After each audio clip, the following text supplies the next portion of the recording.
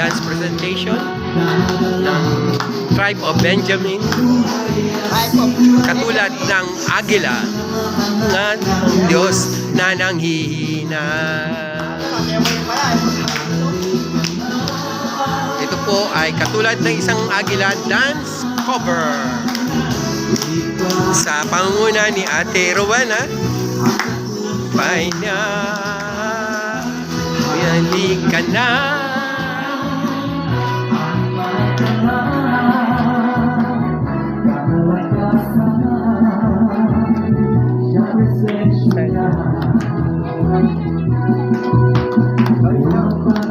Alam mo, nakakatuwa siya. Sa gitna ka dyan. Doon kayo sa gitna, samahan niyo si Tita. Sa kanya. Ay ka dyan eh.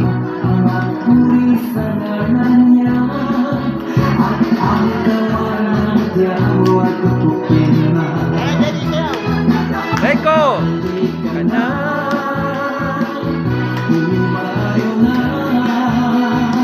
Ano, Tin? Tin, kamukha mo nung maliit ka, oh. Halika na.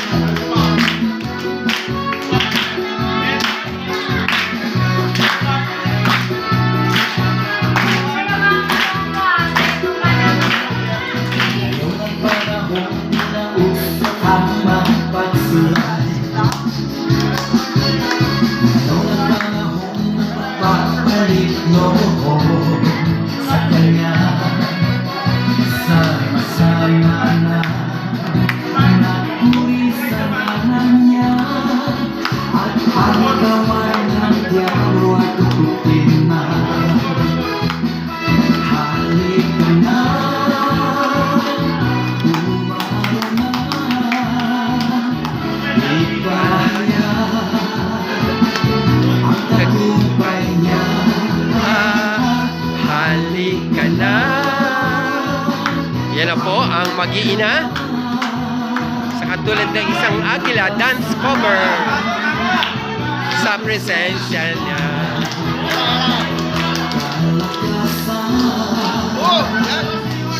As for me and my household, we will serve the Lord.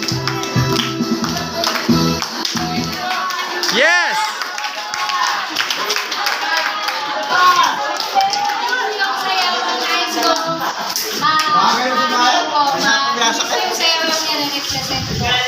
Hindi po yung sayaw yung nais ko po malaman nyo kasi po alam ko po kaliwat ka pareho yung pa ako. Ang gusto ko lang po i-represent yung lyrics po ng kanta na hindi na po panahon ngayon ng pagpo-backslide. Hindi na po tayong mga bata sa pananampalataya. Amen. At nananapit na po yung oras. Alam natin na binibilang na po yung ating mga oras sa mundo ito. Kaya hanggat kaya po natin, wag po natin asahan na magkakaroon ng mabuting gantimpala yung gagawin natin. Pero wag po tayong magsawang gumawa ng kabutihan. Yan po yung sinasabi sa Isaiah 40:31.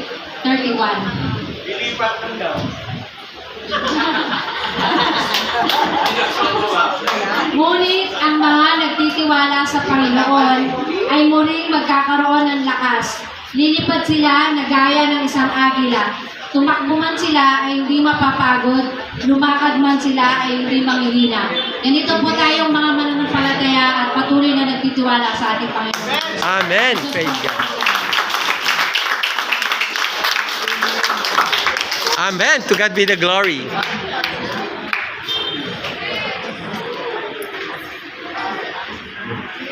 Na-bless po ba tayo sa mga salitang narinig natin? Amen. Tunay po na talaga nakaka-bless po na patuloy po tayo makapakinig ng salita ng ating Panginoon. Kaya yung salita ng ating Panginoon ay nagpapalakas po sa ating pananampalataya. So sa tanghaling ito, iniimbitahan ko po kayo na tayo po'y tumayo. Tayo po'y manalangin sa pangwakas na Yes, praise God. Thank you, Lord. Oh God, hallelujah. Hallelujah, Jesus. Hallelujah, God. Aming Ama, maraming salamat po. muli sa tanghaling ito, Ama. Sa araw na ito, Ama, na patuloy na ipinahayag mo ang kabutihan mo sa bawat anak mo na narito ngayon.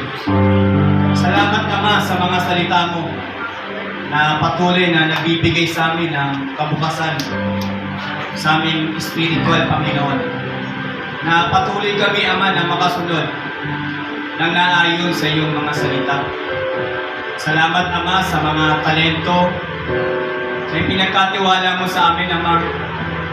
Turuan mo kami na patuloy, Ama, na magamit ito sa pagpapalaganap ng mga gawain mo dito sa lupa.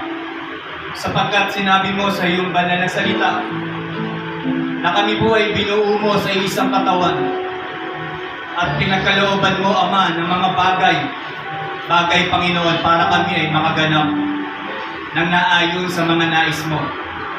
Kung kami, Ama, pinagkalooban mo na maging evangelist, Ama, ay ito po ay magampanan namin. Kung kami po ay pinagkalooban mo maging pastor, ito po ay magampanan namin. Kung kami pinagkalooban mo maging isang guro, ito po ay magampanan namin, Ama.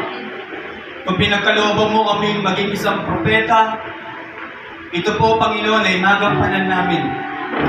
Kung kami, Panginoon, ay pinagkalooban mo, Panginoon, ang mga bagay na to, Panginoon, patuloy, Ama, na kami ay samahan sa lahat, Ama, ng aming mga gampanin na inihatag mo sa amin, Panginoon, ay patuloy na samahan mo kami ng iyong banal na Espiritu. Upang sa ganun, Panginoon, ay patuloy po na maging matagumpay ang mga gawain dito sa lupa na inihatag mo sa bawat anak mo.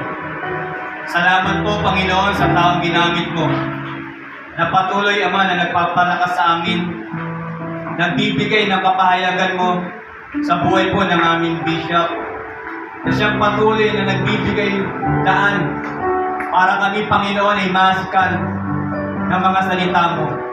Patuloy mo siyang pagpalain, Ama. Ingatan mo siya, Panginoon, sa lahat ng kanyang pinupuntahan at marami pang tao na maabot ng tinig niya. Upang sa ganun, Panginoon, ang bawat tao na wala pang ugnayan sa iyo ay patuloy po, Ama, na maabot at magkaroon po sila ng tamang relasyon sa iyo.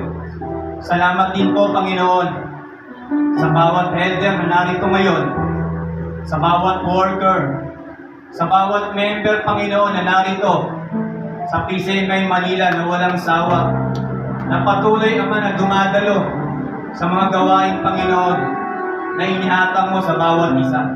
Pagpalain mo po ang bawat isa, Ama, at patuloy na ingatan mo po ang bawat isa sa pag-uwi sa bawat tahanan sa tanghaling ito. Kung paano mo, Ama, iningatan ang bawat isa sa amin na makarating po dito sa banal na gawain sa araw na ito, ay ganun din po, Ama, sa amin pong pag-iwa-hiwalay, ay ikaw po ang patuloy naming maranasan sa aming mga buhay. At sa araw na ito, Panginoon, sa aming pagsasalu-saluang mga pagkain na inihatag mo sa araw na ito, ay patuloy, Ama, na maging kalakasan ito ng aming physical na katawan na panlupa. Upang sa ganung, Panginoon, ay patuloy po namin magawa ang bawat ninanais mo sa aming mga buhay. At pagpalain mo rin po, Ama, ang mga tao na nagbigay oras at naghanda ng mga bagay na aming kakanin sa tanghaling ito. At yung mga tao na pinagmulan na mga panggastos o pinansyal na ginamit po dito, Panginoon. Maraming salamat po, Panginoong Hesus, sa tanghaling ito, at patuloy po na dadalhin po namin ang kapayapaan sa aming puso at isipan, na patuloy, Ama, na ipinagkaloob mo sa amin. Ito po ang aming samot dalangin sa pangalan ni Jesus. Amen.